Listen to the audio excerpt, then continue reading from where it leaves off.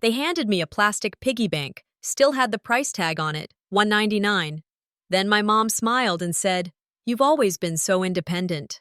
That was the moment I realized this wasn't favoritism, this was erasure. So I packed my things, placed the house key on the counter, and by 2:17 a.m., I was gone. But you want to know what hurt more than the gift?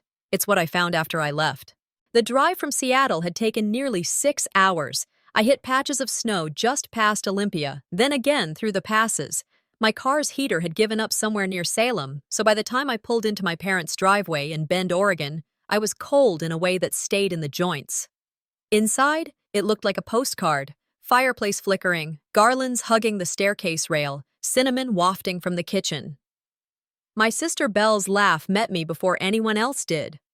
She was barefoot, in a designer robe, holding a glass of wine like she'd never had to hold her own weight in her life.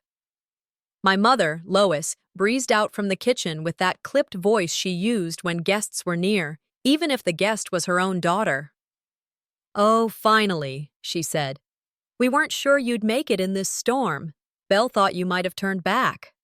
I dropped my bag near the coat rack. My fingers were stiff. "No, I said I'd come." Belle floated over, kissed my cheek in a way that barely touched skin. "You look Seattle," she smiled. It wasn't a compliment.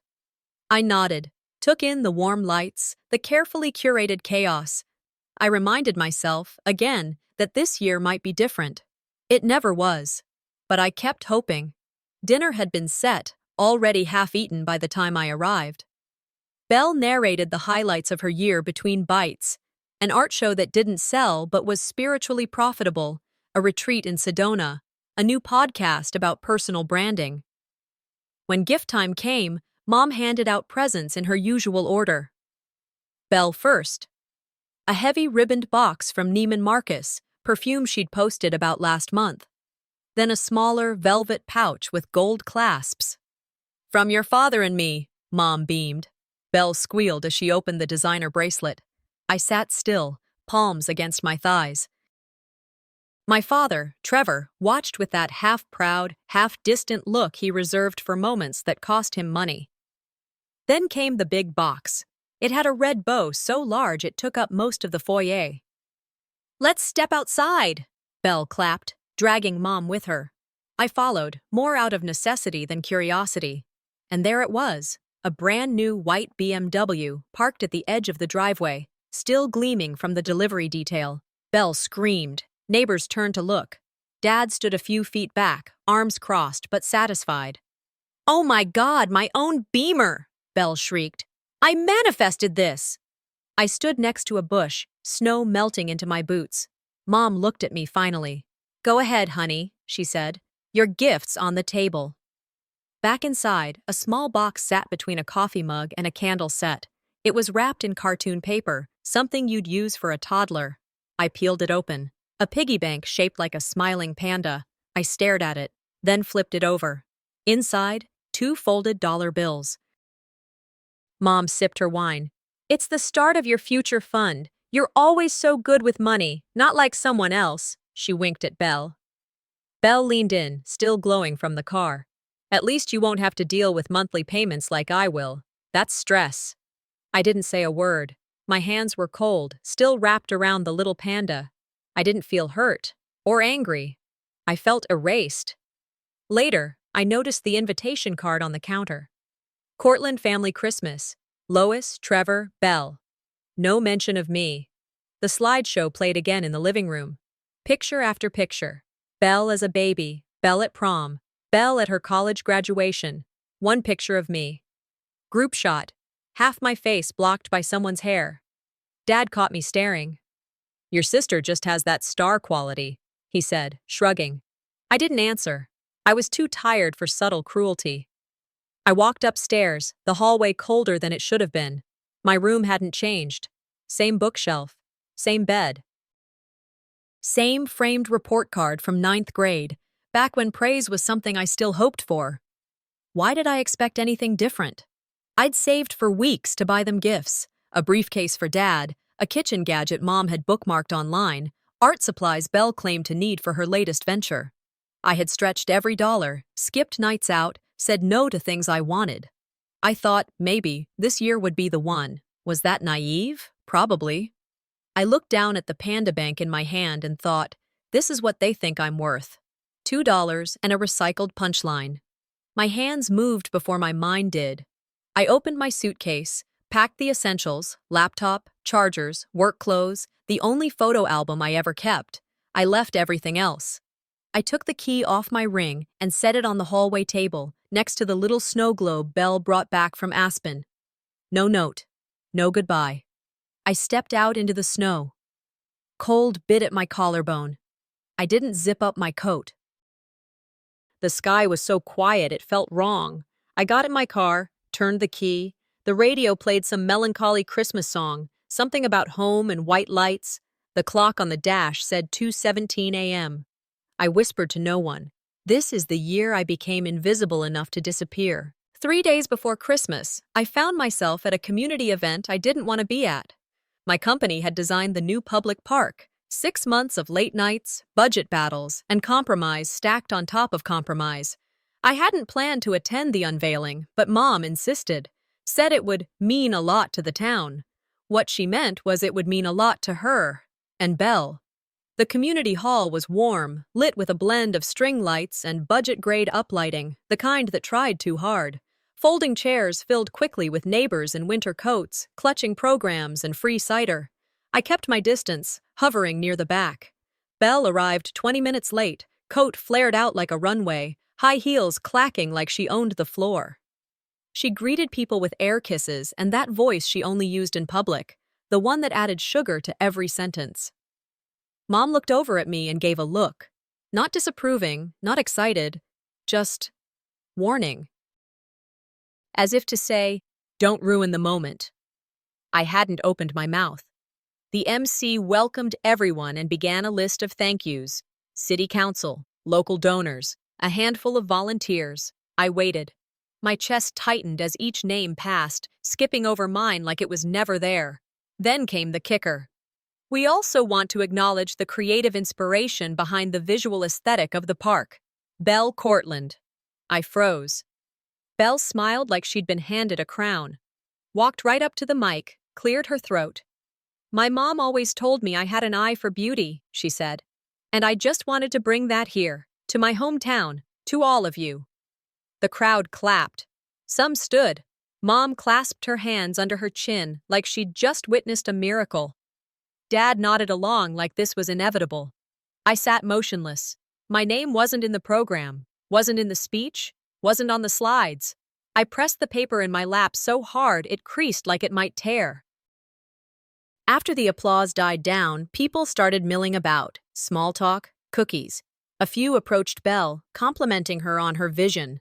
One older woman leaned toward me and smiled. You must be so proud of your sister. I nodded, jaw tight. Every day.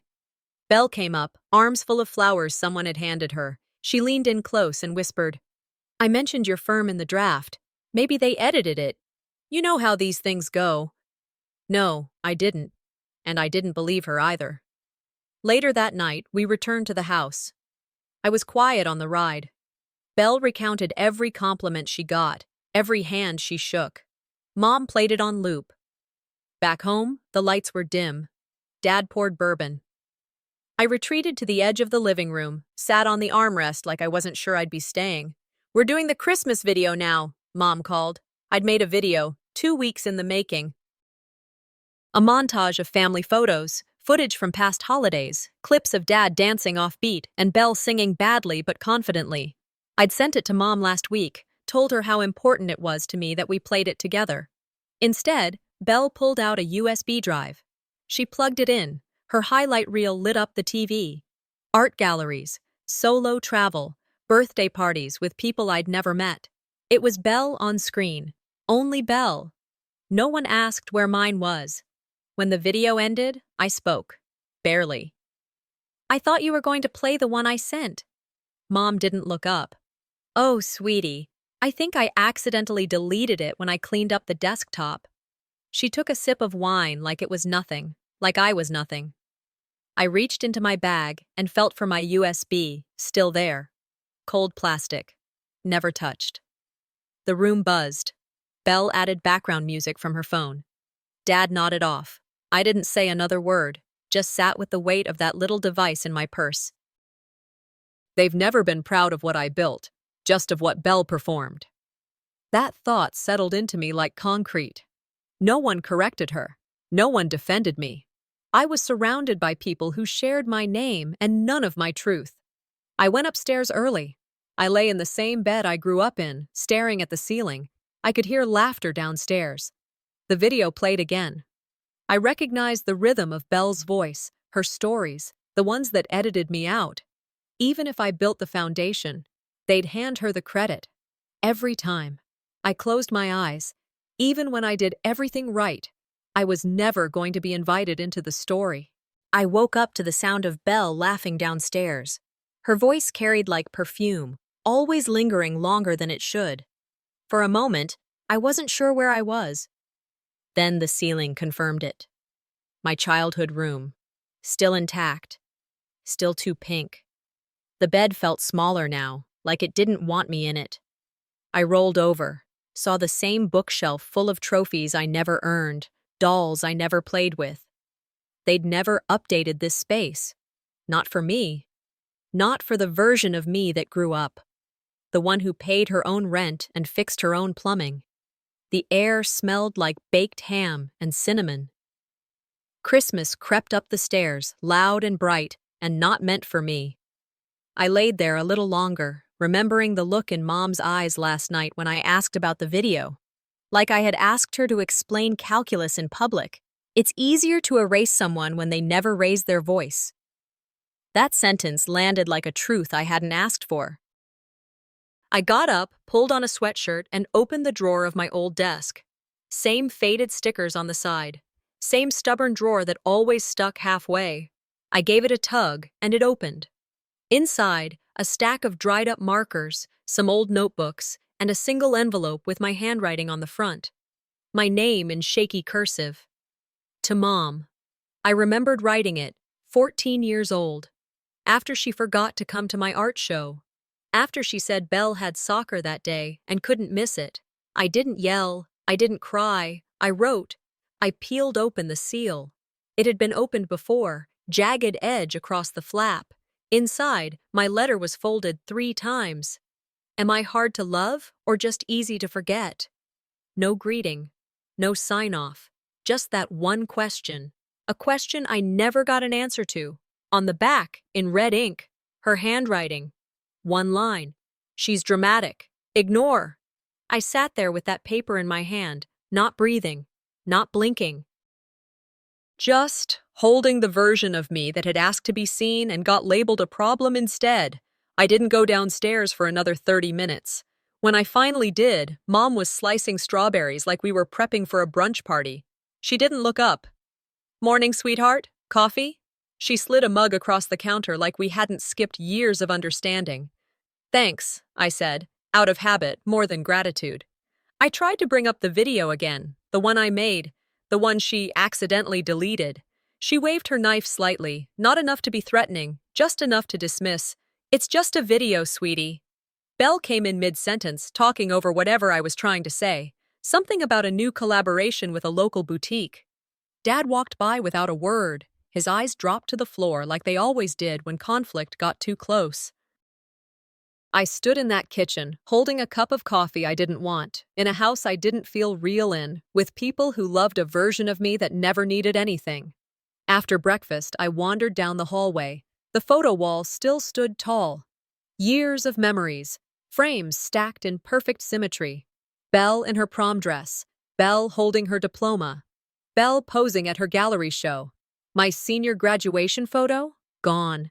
I checked the frames twice, checked behind others, opened the hallway cabinet. Nothing. I found Mom folding napkins in the dining room. Where's my graduation photo? She didn't pause. I think it cracked a while back. We tossed it. Tossed it, not misplaced, not packed away, tossed. I nodded once and walked out the front door. My keys were still in my pocket. I got in my car, didn't turn it on, just sat there, breathing. There's a moment when grief turns into something else, something sharper, less patient, less forgiving. I didn't cry. I opened my phone, pulled up my notes app, and made a list.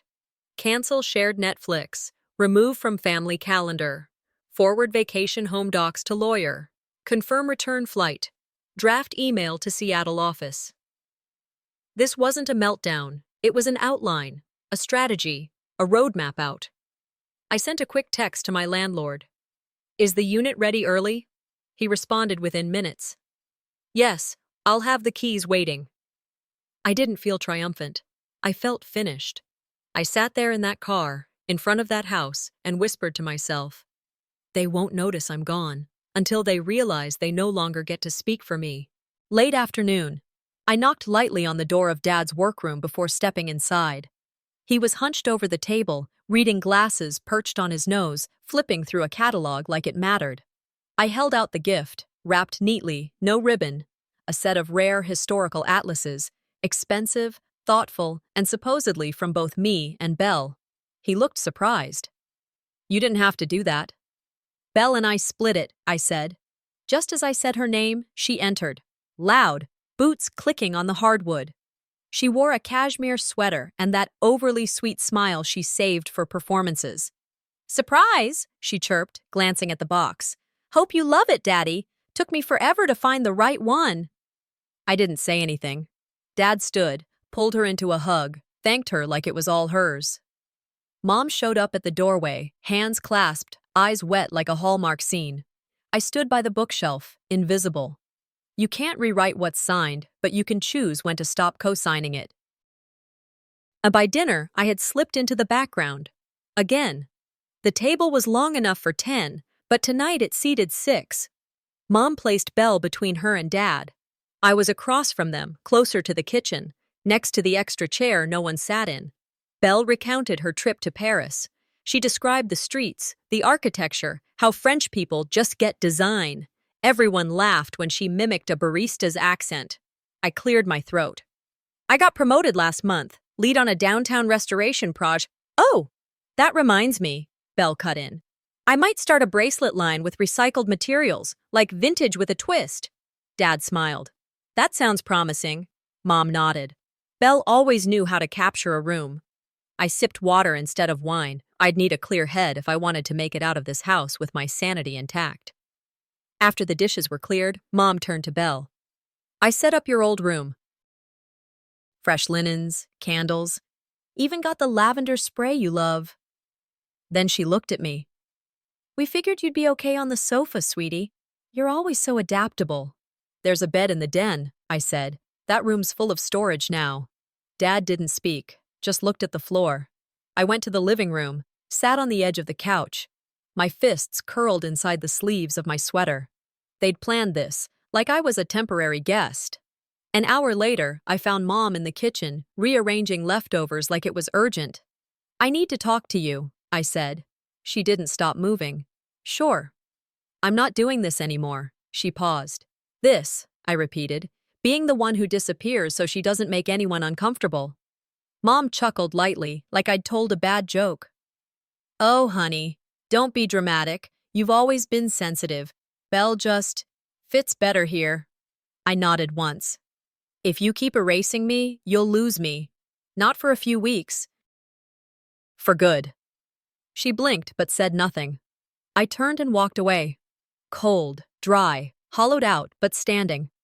Back in the living room, Belle sat down next to me, cradling a mug of tea like a scene out of a lifestyle blog. You've always been the strong one, sis. That's why they don't worry about you. That's not a compliment, I said. It's a strategy to neglect. She gave a soft chuckle. You read too much into things. I didn't respond. Some conversations aren't worth the oxygen. Later that night, when the house had finally settled, I opened my laptop and logged into my bank account. I transferred my half of the gift money back to my personal account, then printed the receipt, folded it, and taped it to the box in Dad's workroom.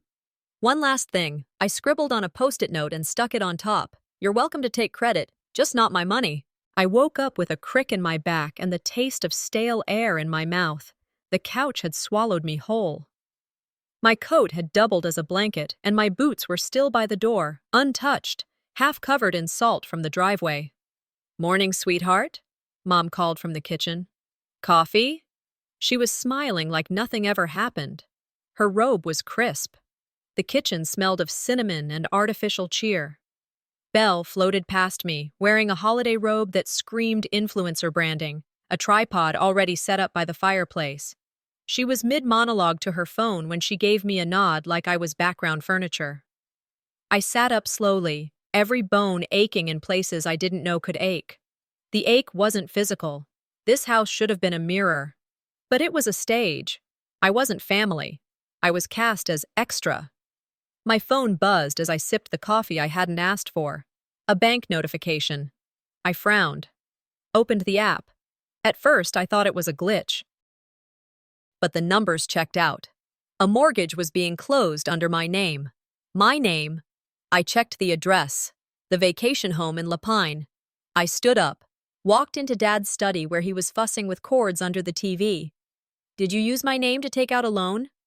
He didn't look up. "It was years ago. Just paperwork. It helped with rates." "You didn't tell me.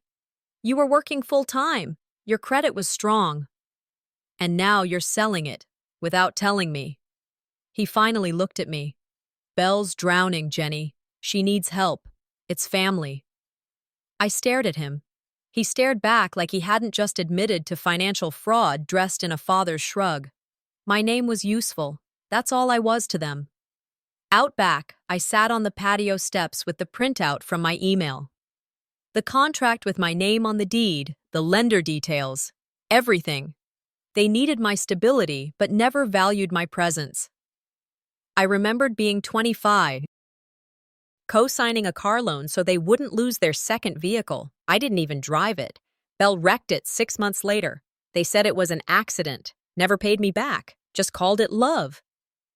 I stared out at the trees, bare and unmoved by the cold. The kind of silence that doesn't ask for company. I didn't cry. I didn't rage. I just recalculated. Later, a new email popped up, sent to a cousin. I'd been accidentally CC'd. "Don't worry about including Jenny," Mom had written. "She tends to get overly emotional around these things." Then, "Belle needs all the love she can get right now." It wasn't the content. It was the tone, like I was a pothole on a scenic drive, an inconvenience. I closed the laptop, walked back to the guest room. My suitcase was still half-packed from when I'd first arrived. I unzipped it, folded the contract, slid it into the lining. I opened my notebook. "When someone shows you who they are," I wrote, "believe them the first time." Maya Angelou. I didn't confront anyone, didn't slam doors, just deleted the Christmas slideshow I'd been working on. Hours gone with one click. Quiet can be sharper than shouting. That evening, I changed the password on the family Netflix account. It was petty. It felt good. I started looking at flights back to Seattle.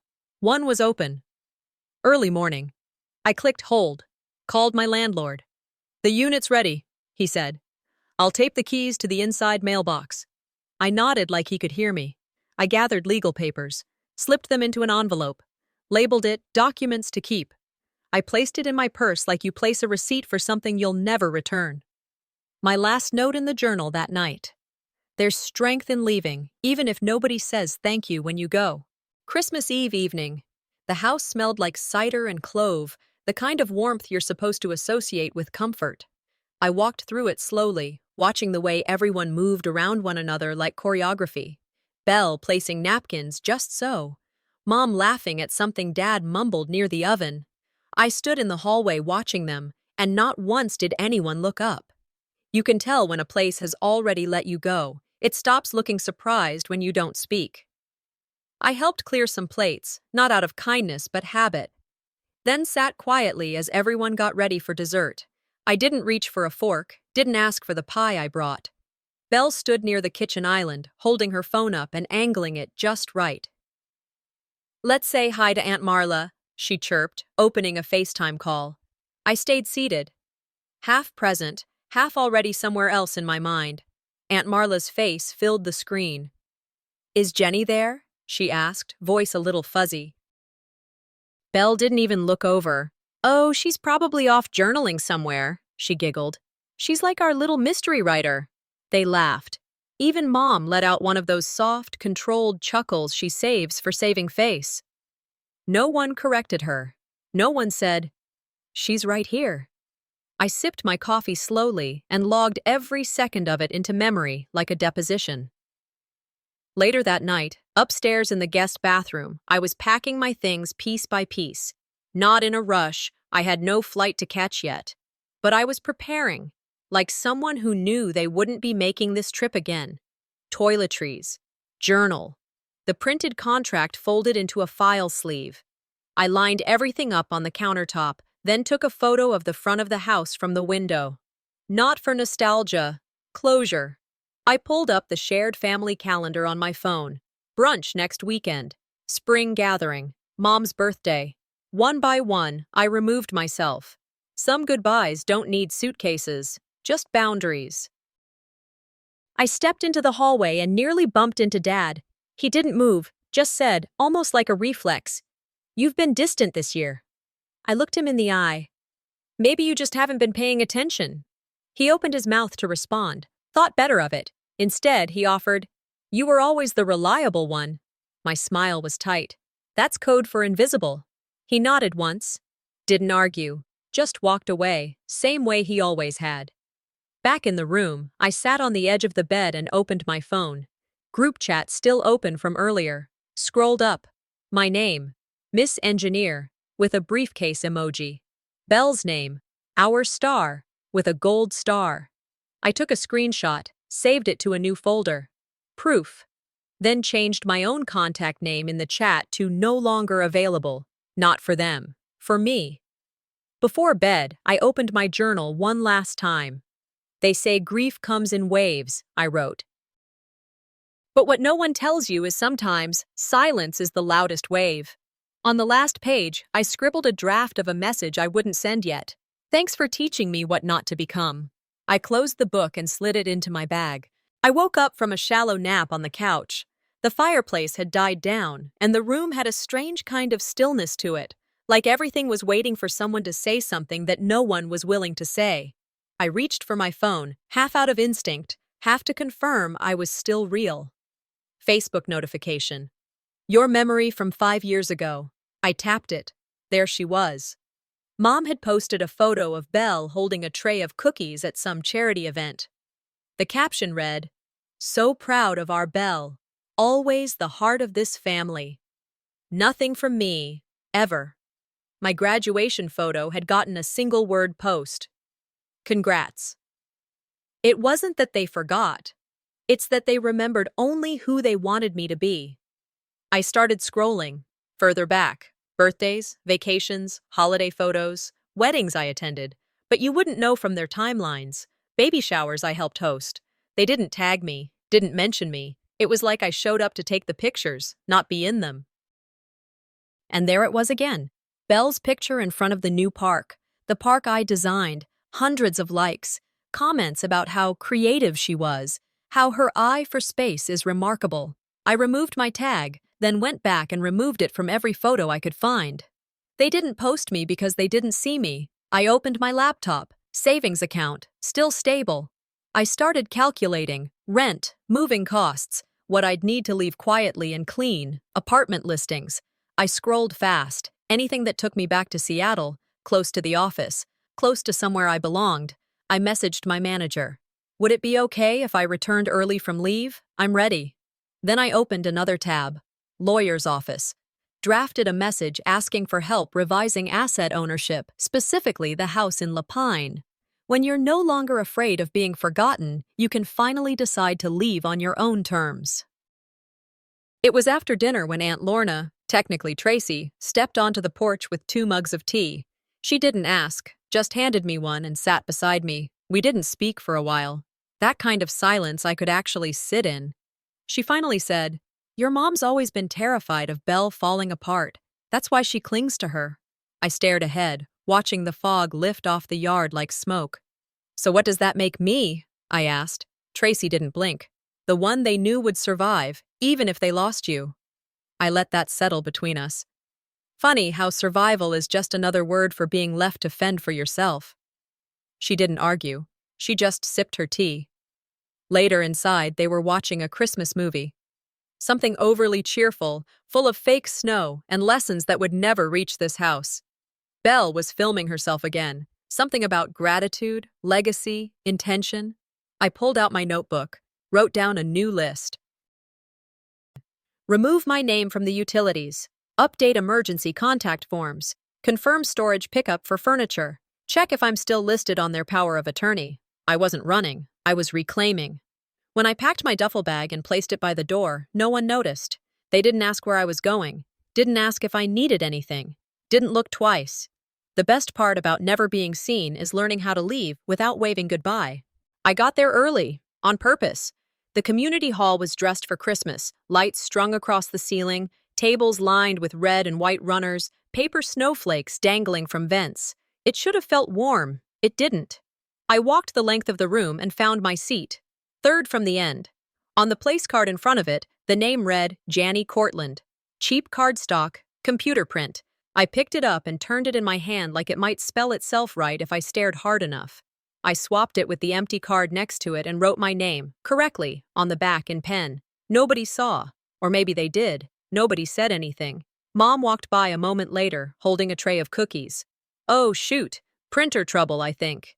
You know how those templates are. I nodded once. The only thing worse than being invisible is being misnamed by your own blood. By the time brunch began, the seats were mostly full. A few neighbors, distant cousins. Belle's old art teacher. Belle stood to give a toast right before the food was served. Grateful for family, she said, voice clear. For resilience, for dreams supported. Applause, not loud, not quiet either.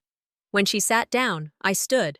Fork still in one hand, no clink of glass, no grand gesture. Thank you all for coming, I began. My voice didn't shake. There's something I need to clarify today. I reached into my tote and pulled out a stack of folders, white paper, notarized cover sheets. I handed one to each person at the table. This is a legal document showing my name was used to secure a mortgage on a property I was never told I owned, at least on paper. The vacation home in La Pine? That one. A pause. The room went still. Forks hovered. One person coughed. Apparently, my credit was good for the loan, I continued, but not good enough for the truth. Belle shifted in her seat. Lois's smile faltered. Dad took a sip of water that didn't seem to go down. I wasn't angry. I was factual. My name has been used financially, emotionally, and legally in this family without dignity.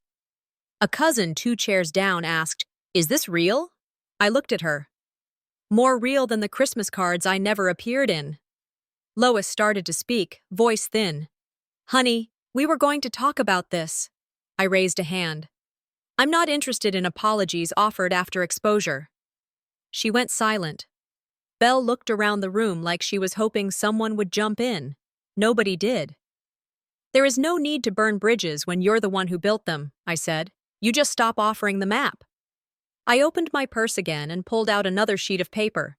No folder this time, just a printed copy of the inheritance plan Mom had sent out to select relatives. I laid it on the table. Everyone could see it, my name, crossed out in pen.